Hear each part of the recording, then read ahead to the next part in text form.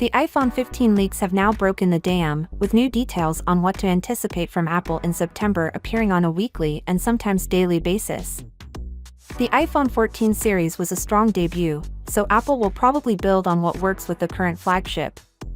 What's ahead for the iPhone is a bit more of the same but with a new charging standard. Most likely, improvements will be made to the phone's camera system and the inside Apple-built CPU.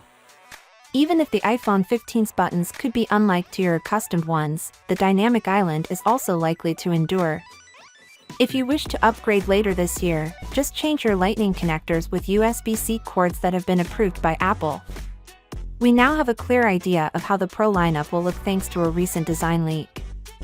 Changes include a titanium body with curved edges, a much larger camera bump for the periscope lens, thinner 1.55mm bezels, and a new gorgeous red finish. In addition, because of those smaller bezels, the Pros may even be slightly smaller than the outgoing 14 Pro. The EU enforced the switch to Type-C by 2024, and although some predicted Apple would choose a completely wireless design rather than employing Type-C, it doesn't seem practical. Moving USB-C for charging is another possible huge design shift. While cable data transmission isn't all that popular on phones these days, it's important for service and for the professional videographers that Apple loves to pursue with its industry-leading video performance. Apple would need to offer a MagSafe charger in the package.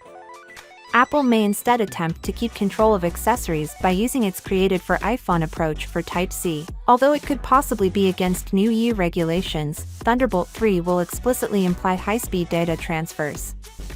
Initially, speculations claimed that the iPhone 15 Ultra variant will be constructed of titanium as opposed to the more common aluminum or stainless steel. Now that it seems like that, their price hike may be somewhat justified. Let's also speak about buttons. There was a lot of chatter early in the rumor cycle that the Pro series will have solid-state buttons, which are sensors and taptic engines that mimic the experience of a true button click. Finally, what are your thoughts about it?